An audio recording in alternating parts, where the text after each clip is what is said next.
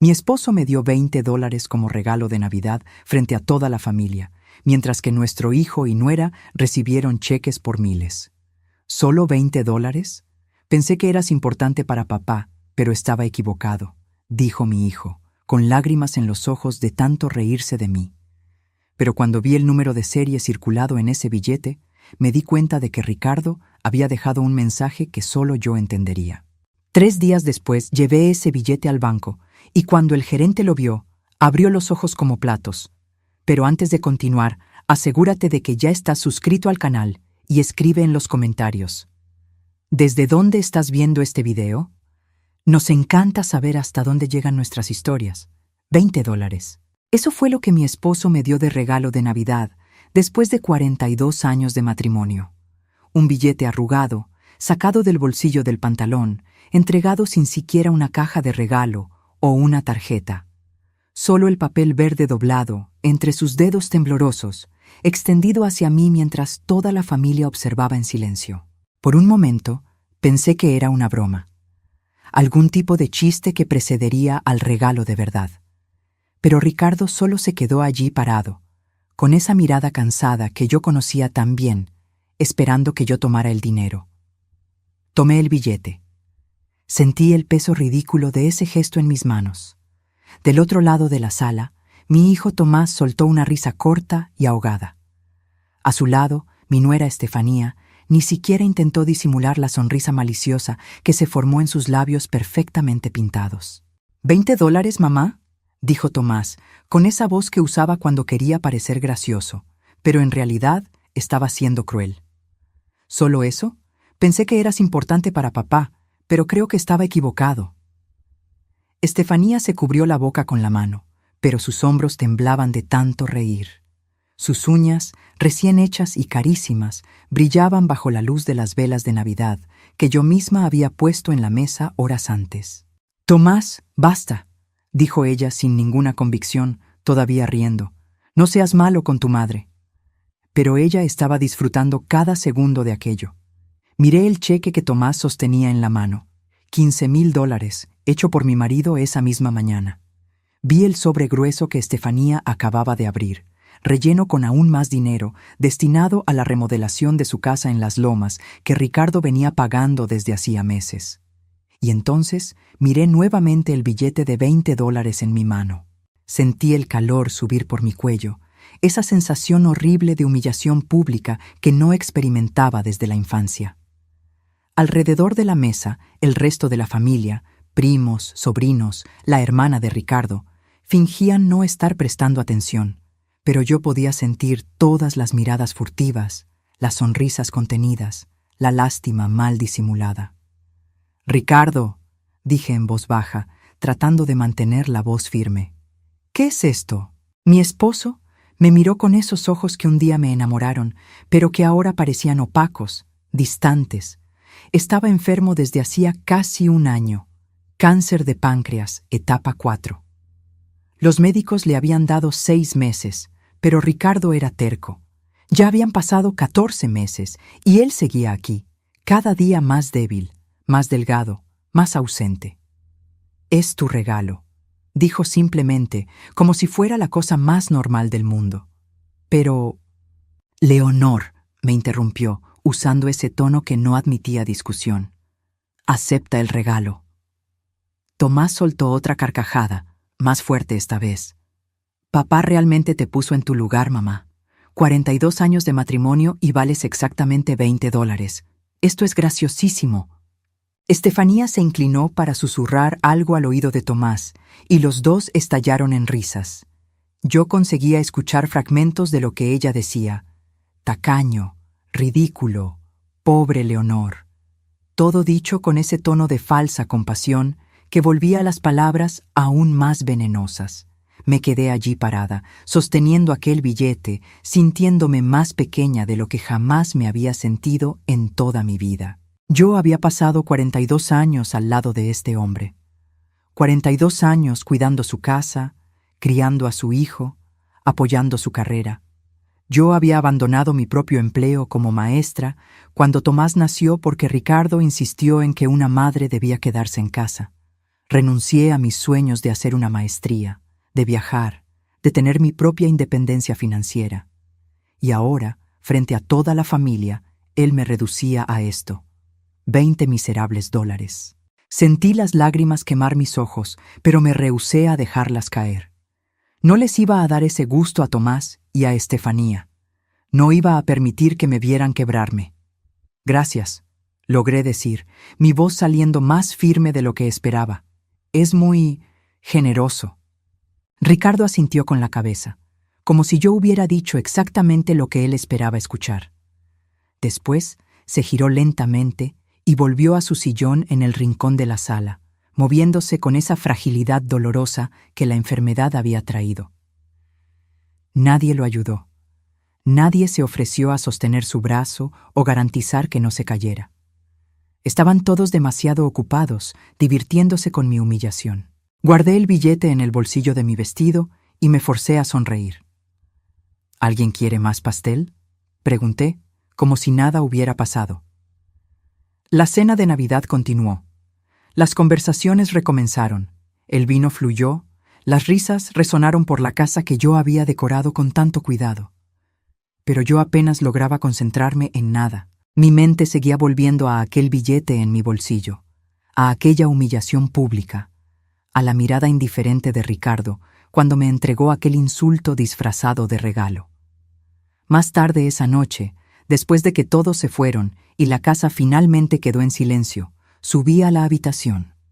Ricardo ya estaba durmiendo, su respiración irregular y trabajosa, el cuerpo frágil hundido en el colchón. Me senté en el borde de la cama y saqué el billete de 20 dólares del bolsillo. Lo miré bajo la luz de la lámpara, girándolo entre mis dedos. Andrew Jackson me miraba con su expresión severa, sin ofrecer ninguna explicación para la crueldad de mi marido. Fue entonces que lo noté. El número de serie estaba circulado. No solo circulado, trazado varias veces con pluma roja, la tinta espesa y deliberada, imposible de no notar si realmente estuvieras mirando. 8 dígitos y 2 letras contorneados en carmesí como un mensaje escrito en código. Mi corazón se aceleró. Ricardo había sido contador por más de 40 años antes de jubilarse. Los números eran su lenguaje, su forma de entender el mundo. Cuando nos conocimos, yo estaba terminando mi carrera de pedagogía en la UNAM y luchando con una materia obligatoria de matemáticas financieras. Ricardo se ofreció a ayudarme, y en aquellas largas tardes de estudio, él me mostró que los números podían contar historias si sabías cómo leerlos. Los números nunca mienten, solía decir. Las personas mienten, las instituciones mienten, pero los números, cuando se leen correctamente, siempre dicen la verdad. Me quedé mirando aquel número de serie circulado, y algo dentro de mí hizo clic. Ricardo me estaba diciendo algo. La pregunta era, ¿qué? No dormí esa noche. Me quedé acostada al lado de Ricardo, escuchando su respiración difícil, girando aquel billete entre mis dedos 100 de veces. El número de serie estaba grabado en mi memoria ahora. 6847293-1B. 8 dígitos, 2 letras, todos cuidadosamente circulados en tinta roja que comenzaba a desvanecerse en los bordes. Pensé en despertar a Ricardo y preguntarle directamente qué significaba aquello. Pero él estaba tan frágil últimamente, tan cansado, y una parte de mí, la parte que aún estaba herida por la humillación de esa noche, no quería darle la satisfacción de saber que yo estaba confundida, buscando significado donde tal vez no hubiera ninguno. Quizás era exactamente eso lo que él quería. Dejarme con la duda, hacerme sufrir un poco más. Pero no. Yo conocía a Ricardo demasiado bien. 42 años de matrimonio me enseñaron a leer sus peculiaridades, sus silencios, sus formas indirectas de comunicación. Él nunca hacía nada sin razón, especialmente cuando involucraba números. Cuando el sol finalmente salió, yo ya había tomado una decisión. Bajé las escaleras silenciosamente, preparé café y esperé hasta escuchar a Ricardo moviéndose allá arriba. La enfermera llegaría en 1 hora para ayudarlo con el baño y las medicinas. Yo tenía tiempo suficiente. Me vestí rápidamente, Tomé mi bolsa y el billete de $20 y salí de casa antes de que Ricardo pudiera preguntar a dónde iba. El Banco Nacional de México quedaba a solo 10 minutos en auto. Era el mismo banco donde Ricardo mantenía nuestras cuentas desde hacía décadas, donde él había trabajado como consultor financiero antes de abrir su propio despacho contable. Yo conocía a algunos empleados de vista, pero nunca había lidiado realmente con los asuntos bancarios. Ricardo siempre se encargó de eso, una cosa más que él controlaba, una área más de mi vida donde yo había sido completamente dependiente de él. Me estacioné y me quedé sentada en el auto por un momento, observando el edificio de cantera frente a mí. Mi corazón latía rápido. Me sentía ridícula, una mujer de 65 años, persiguiendo teorías de conspiración basadas en un número de serie circulado en un billete de $20. Pero algo me decía que continuara, alguna intuición profunda en la que había aprendido a confiar a lo largo de los años. Entré al banco. El interior era exactamente como lo recordaba: piso de mármol, vitrales altos, un aire de tradición y respetabilidad que venía de décadas sirviendo a la misma comunidad. Había pocos clientes aquella mañana de diciembre, la mayoría aún recuperándose de las celebraciones de Navidad. Me dirigí al mostrador de atención, donde una joven empleada me saludó con una sonrisa profesional. «Buenos días. ¿Cómo puedo ayudarla?». Dudé. ¿Cómo explicar lo que estaba buscando cuando ni yo misma sabía exactamente qué era? «Yo necesito hablar con el gerente», logré decir. «Es sobre una cuenta, o tal vez una caja de seguridad. No estoy segura». La empleada parpadeó, claramente confundida. «¿Tiene el número de cuenta, señora?». Saqué el billete de $20 de la bolsa y se lo mostré, señalando el número de serie circulado. «Solo tengo esto. Mi esposo me lo dio y creo que significa algo.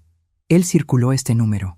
La chica miró el billete, luego a mí, con una expresión que mezclaba confusión y algo que se parecía a la preocupación. Probablemente pensaba que yo era una señora mayor perdiendo la cordura.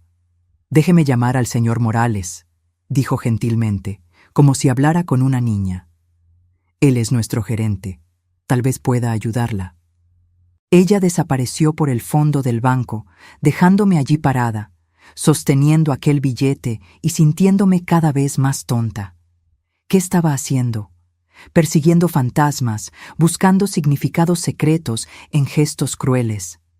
Pero entonces recordé la risa de Tomás, la sonrisa maliciosa de Estefanía, la indiferencia helada de Ricardo cuando me entregó aquel insulto disfrazado de regalo. Si había un mensaje allí, yo necesitaba saberlo.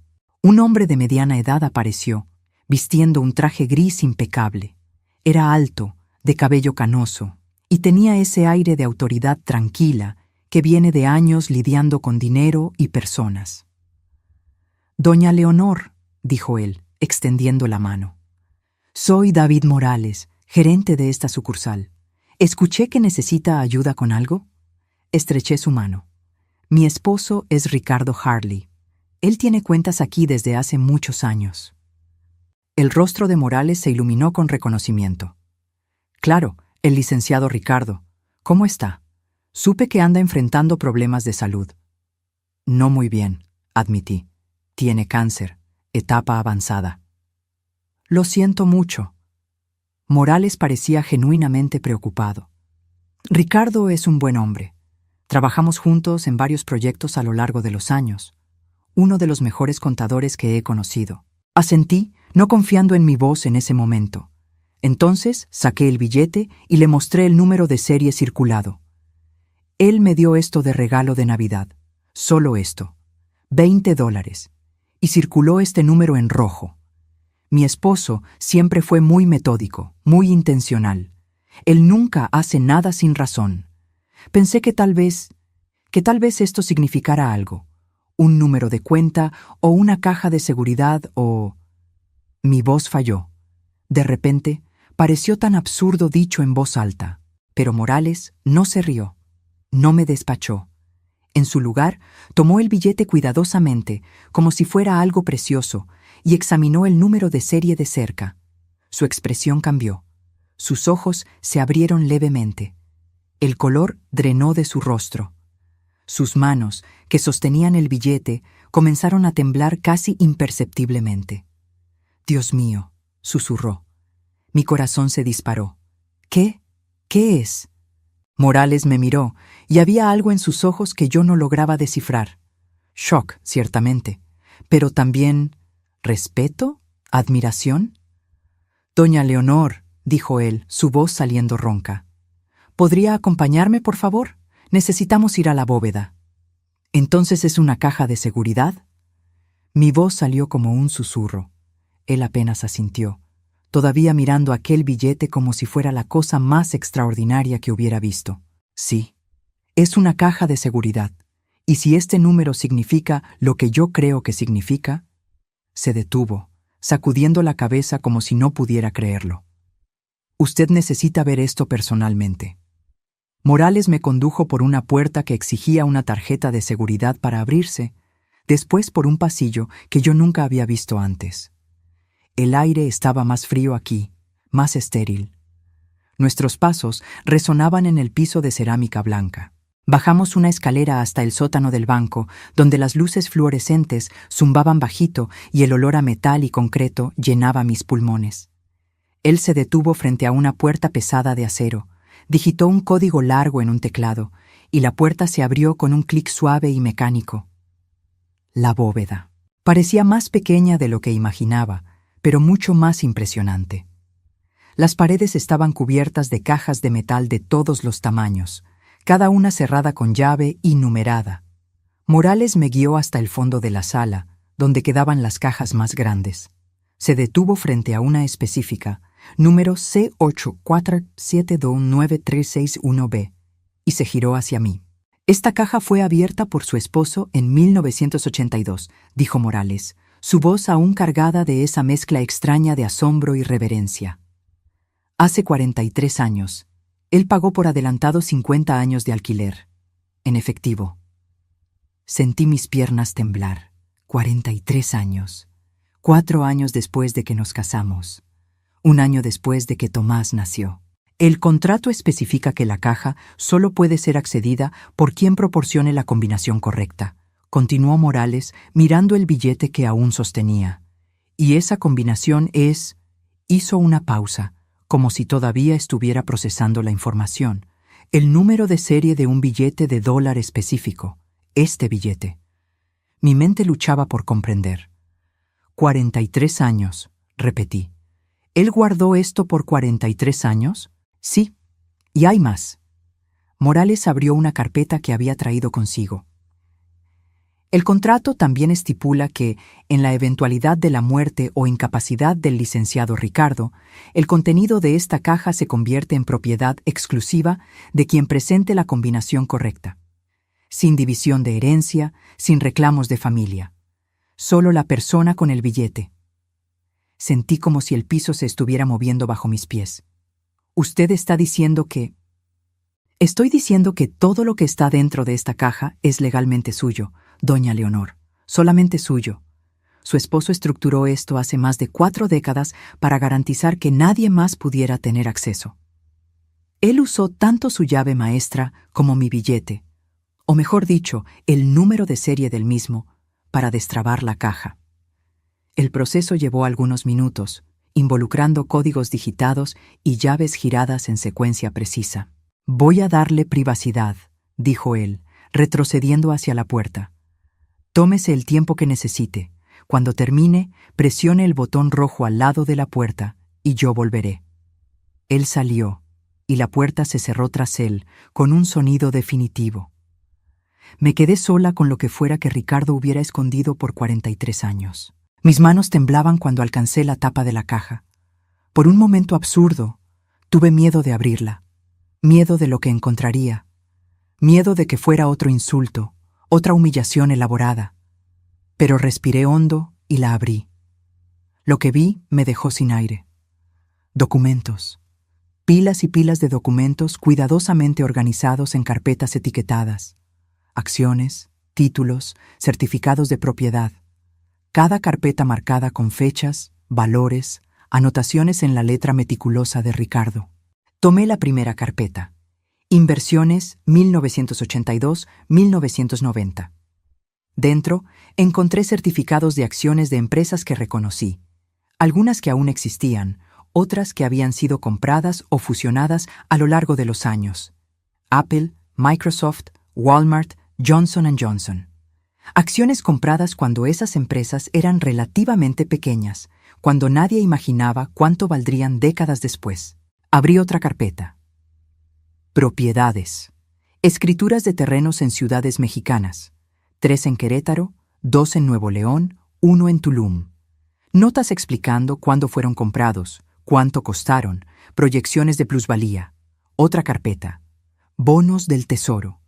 Certificados amarillentos por el tiempo, algunos con más de 30 años, acumulando interés compuesto década tras década.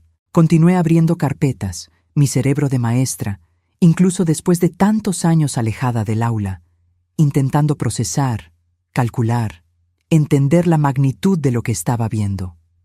Había una hoja de cálculo, impresa y actualizada manualmente a lo largo de los años con la letra de Ricardo.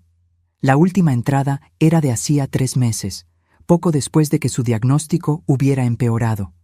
Leí los números una vez. Después nuevamente, segura de que había entendido mal.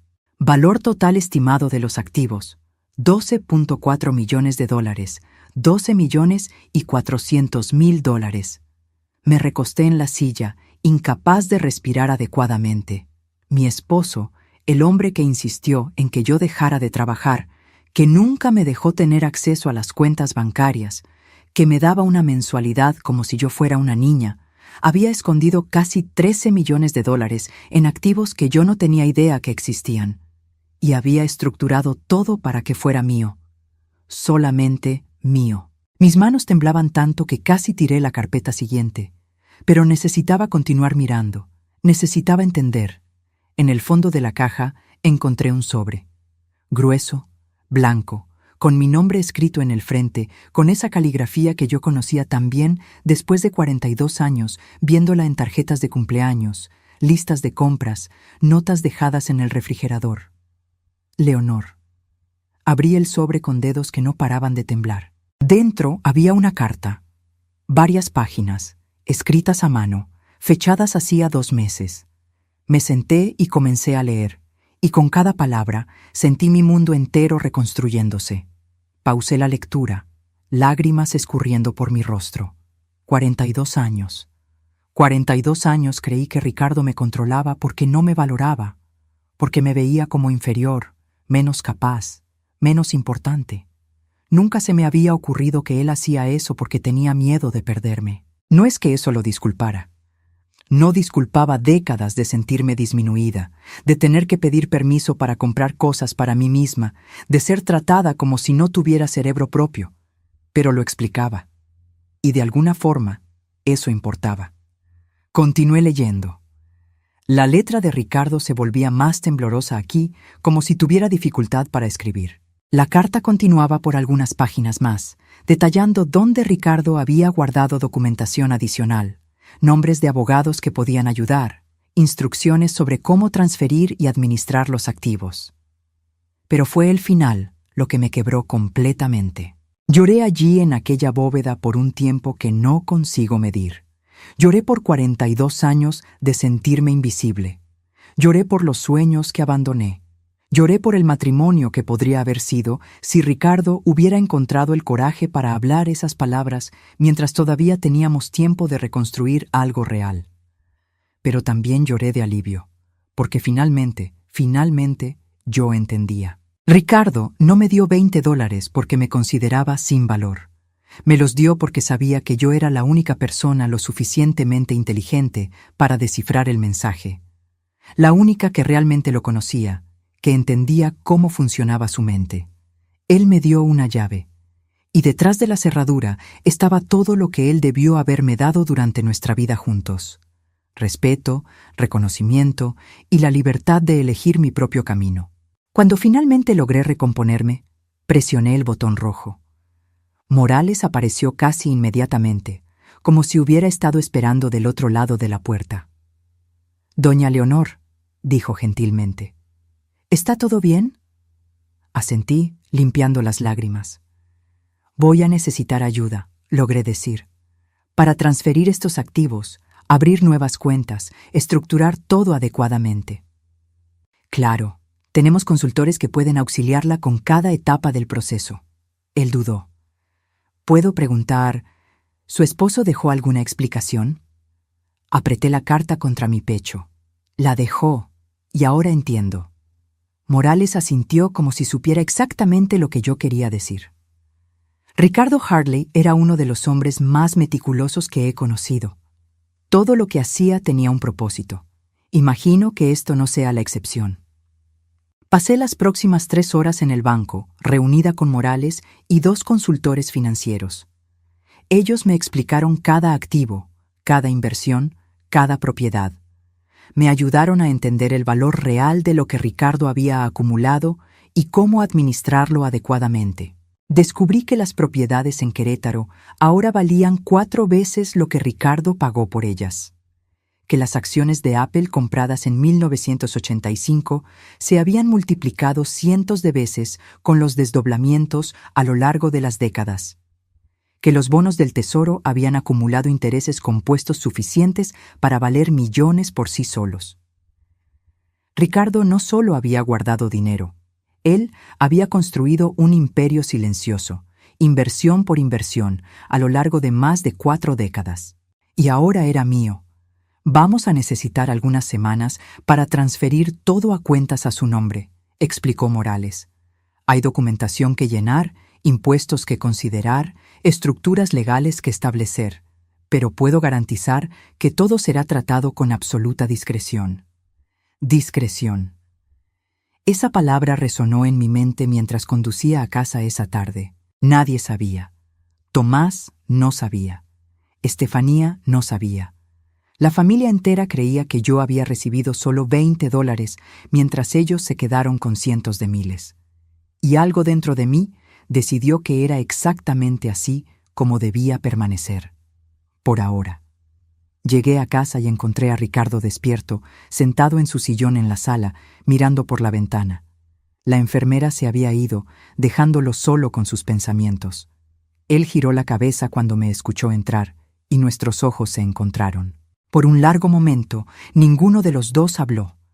Entonces, lentamente, alcancé la bolsa y saqué el billete de $20. Encontré la caja, dije simplemente. Algo pasó por el rostro de Ricardo. Alivio, tal vez, o miedo de mi reacción, o ambos. Leí tu carta, continué, mi voz más firme ahora. Él asintió con la cabeza, esperando. ¿Por qué ahora?, pregunté. ¿Por qué esperar hasta estar muriendo para hacer esto? ¿Por qué no darme esa libertad cuando todavía teníamos tiempo? Ricardo cerró los ojos. Cuando habló, su voz estaba ronca, cansada. Porque soy un cobarde. Siempre lo fui. Tenía miedo de que si sabías que tenías dinero propio, me dejarías. Y egoístamente, yo te necesitaba. Tú siempre me tuviste, Ricardo. Yo me quedé, incluso cuando me controlabas. Incluso cuando me hacías sentir pequeña. Lo sé. Él abrió los ojos y vi lágrimas allí. Y eso me hace aún peor. Tú te quedaste porque me amabas, y yo retribuí haciendo que te sintieras sin valor. No hay excusa para eso, Leonor. Ninguna. Me senté en el sofá frente a él. No, no la hay. Me robaste 42 años de independencia. 42 años de sentir que tenía valor más allá de cocinar y limpiar y cuidar. Él asintió, aceptando la acusación porque era verdad. Pero, continué, sintiendo las palabras formarse incluso sin haber planeado decirlas, tú también me diste algo ahora, algo que nunca pedí, pero que siempre necesité. Libertad, susurró él. Libertad, estuve de acuerdo. Y tiempo para usarla. Ricardo extendió la mano temblorosa y después de dudar, la tomé. Sus dedos estaban fríos, su piel fina como papel. No sé cuánto tiempo me queda, dijo él. Los médicos dicen semanas, tal vez meses, pero quiero que sepas, aunque yo nunca haya logrado demostrarlo adecuadamente, siempre te amé, siempre. Apreté su mano. Lo sé. A tu manera torcida y rota, Lo sé. Nos quedamos sentados así por un largo tiempo, dos extraños que pasaron la vida entera juntos sin nunca realmente conocerse. Ahora, en el final, finalmente encontrando alguna versión de honestidad. Tomás se va a poner furioso cuando descubra, dijo Ricardo finalmente. Sonreí, una sonrisa triste pero genuina. Lo sé, pero eso es problema de él, no mío. No le conté a nadie sobre la caja. En las semanas siguientes, mientras Morales y su equipo trabajaban silenciosamente tras bambalinas transfiriendo activos y estableciendo cuentas a mi nombre, continué viviendo como siempre viví. Preparaba comidas, cuidaba a Ricardo, limpiaba la casa. Pero ahora, todo era diferente. Porque era una elección. Yo sabía que podía irme en cualquier momento. Podía contratar enfermeras de tiempo completo para cuidar a Ricardo. Podía comprar una casa propia, viajar, hacer lo que quisiera. Pero elegí quedarme, no por obligación o miedo o falta de opciones. Elegí porque a pesar de todo, a pesar de 42 años de ser disminuida y controlada, aún había amor allí. Un amor roto e imperfecto, pero real. Ricardo empeoró rápidamente después de Navidad. El cáncer estaba avanzando sin piedad, robando su fuerza día tras día. Pasaba la mayor parte del tiempo durmiendo, y cuando despertaba, estaba confundido, perdido entre pasado y presente. Pero había momentos de claridad, momentos en que él sostenía mi mano y susurraba disculpas que debieron haber venido décadas atrás. Momentos en que me miraba con una ternura que nunca había logrado expresar cuando estaba sano. «Leonor», dijo una mañana, su voz apenas audible, «prométeme algo». «¿Qué?» «Cuando yo me vaya, no dejes que Tomás te convenza de darle lo que es tuyo. Él va a intentarlo. Va a llorar y alegar que necesita, que es familia, que está seguro de que yo querría que él se quedara con una parte. Lo sé. Pero él no lo merece. No te merece a ti. Nunca te mereció».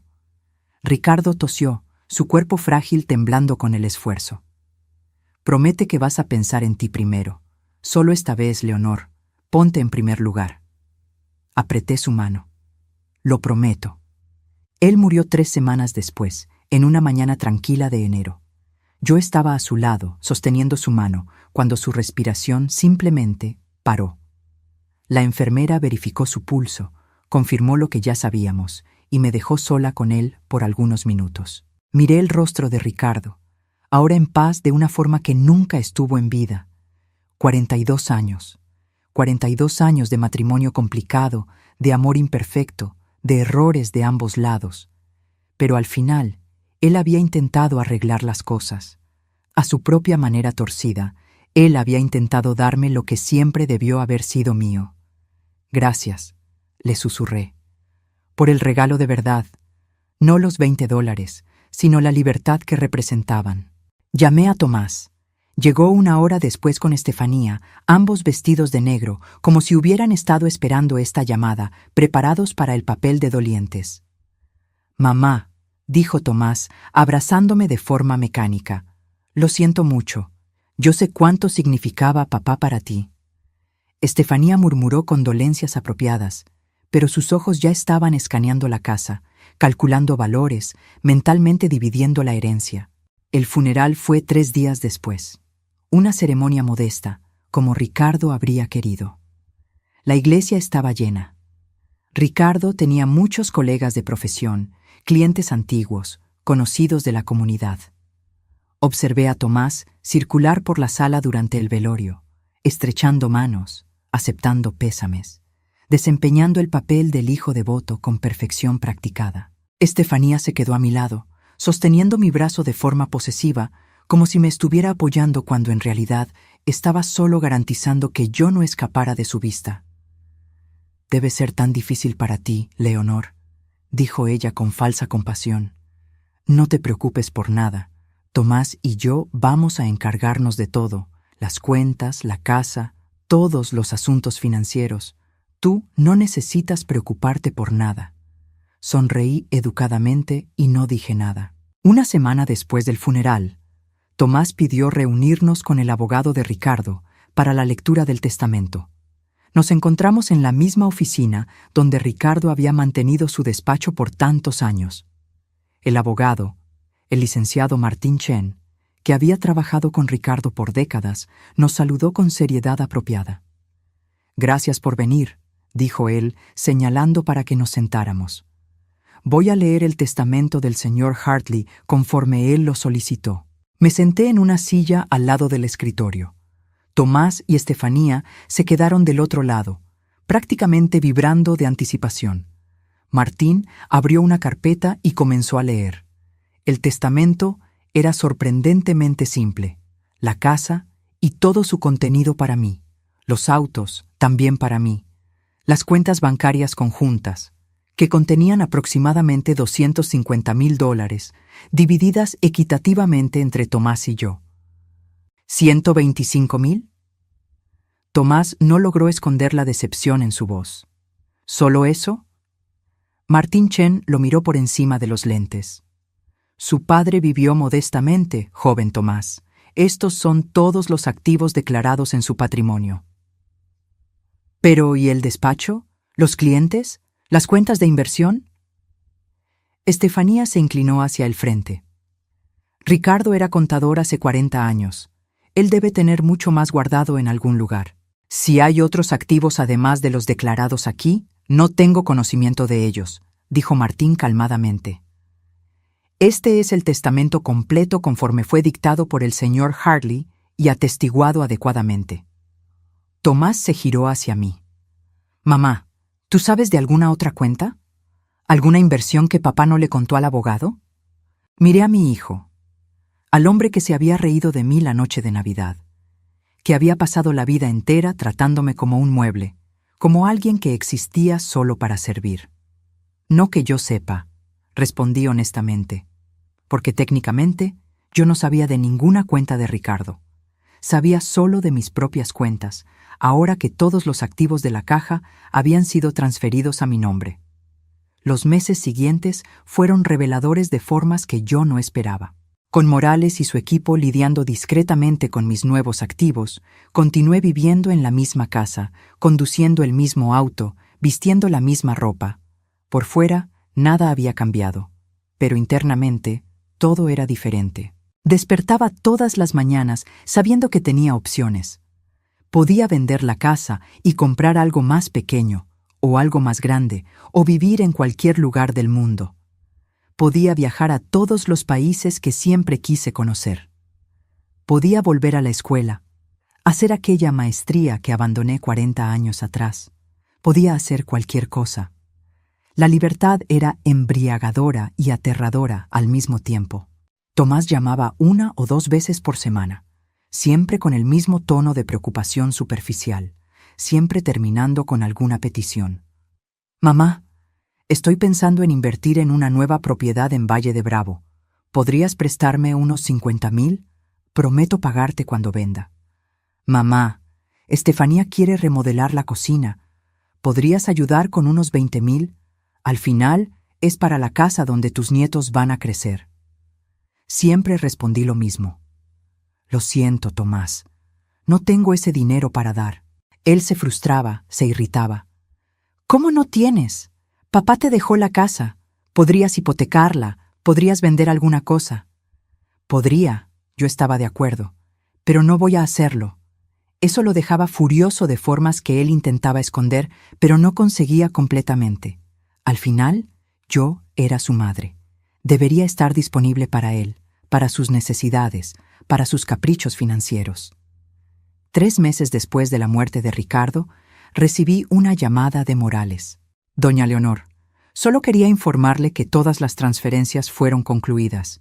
Sus activos ahora están totalmente bajo su control, estructurados en varios fondos y cuentas conforme discutimos». «Gracias, David». «Hay una cosa más». Él dudó. «Su hijo estuvo aquí ayer, Tomás. Estaba preguntando sobre las cuentas de su marido. Específicamente, si Ricardo tenía alguna caja de seguridad o inversión que no fue declarada en el testamento». Mi corazón se aceleró. «¿Qué le dijo usted?» «La verdad. que todas las cuentas del licenciado Ricardo fueron cerradas tras su muerte y los fondos distribuidos conforme el testamento. Si hay otros activos que no estaban a nombre de él, no serían de mi competencia. Morales hizo una pausa significativa. Sus activos, doña Leonor, están a su propio nombre, completamente separados del patrimonio de su marido, legal e incuestionablemente suyos. Entiendo. Gracias por avisarme. Claro. ¿Y doña Leonor? Su esposo era mi amigo por muchos años. Lo conocí bien. Sea lo que sea que él planeó al crear aquella caja hace 43 años, tenía un propósito. Confíe en eso. Colgué y me quedé sentada por un largo tiempo pensando. Tomás estaba investigando, buscando dinero que tenía certeza de que debía existir. Eventualmente, él descubriría. La pregunta era, ¿cuánto tiempo tenía yo hasta que eso pasara? Decidí que era hora de empezar a vivir. Comencé pequeño.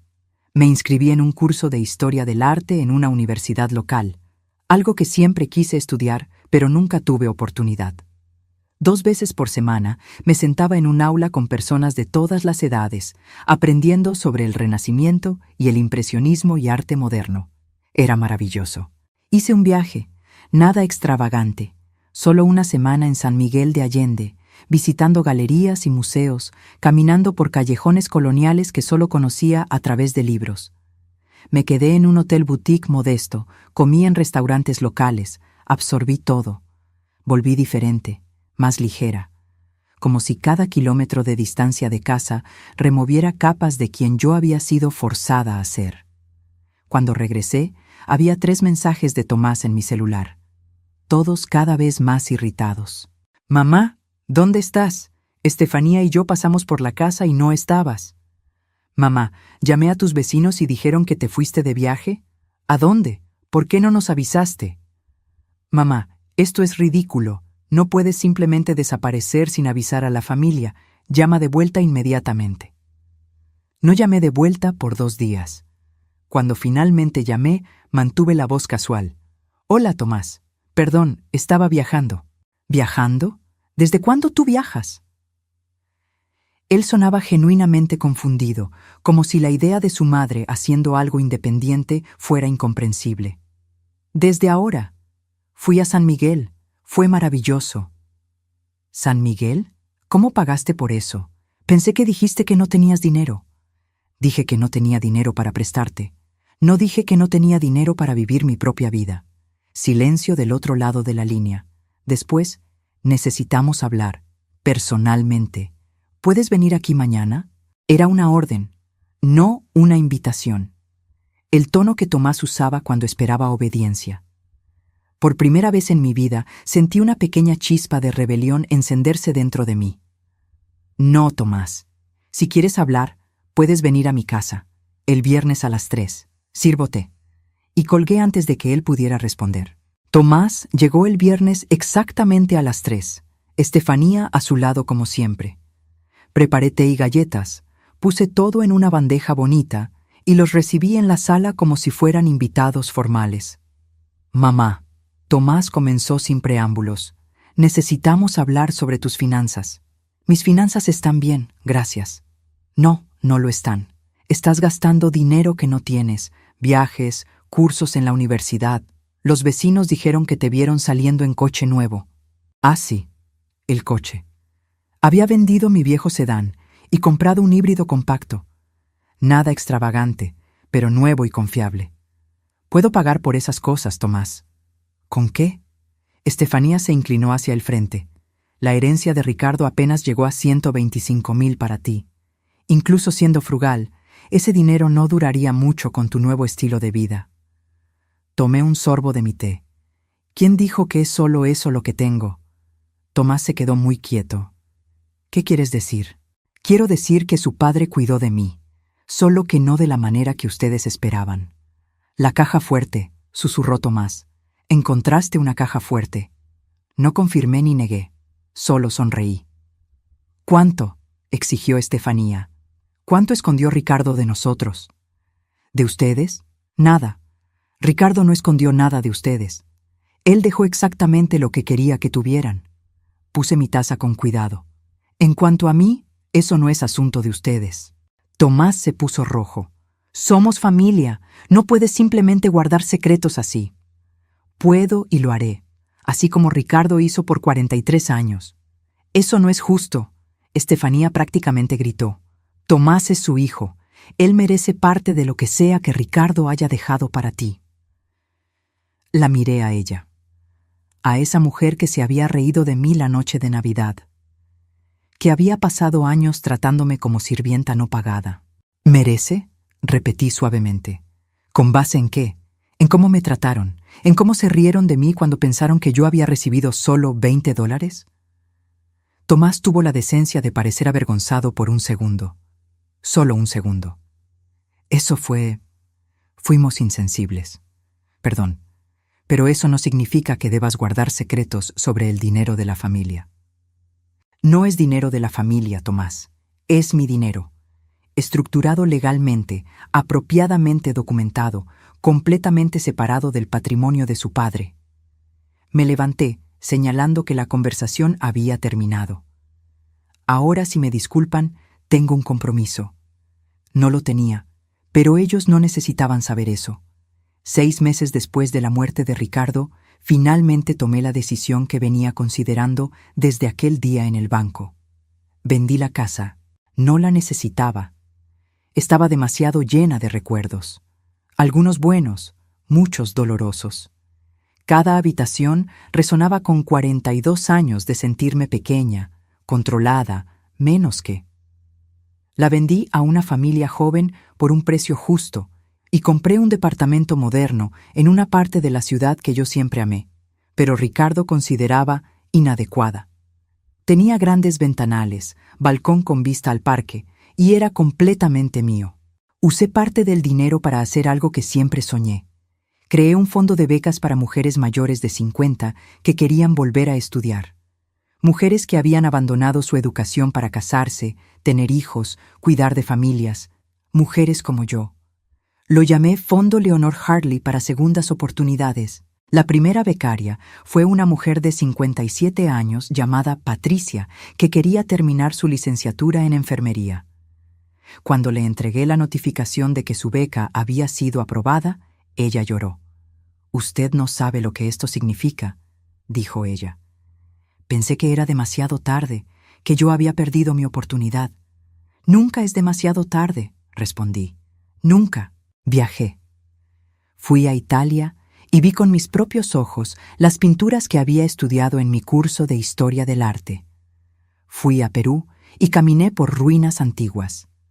Fui a Irlanda y me quedé en una cabaña con vista al océano, escribiendo en un diario sobre todo lo que estaba descubriendo sobre mí misma. Descubrí que me gustaba despertar sin tener que preparar el café de alguien, que adoraba decidir qué comer sin considerar las preferencias de otra persona, que podía quedarme horas en un museo sin nadie quejándose de aburrimiento.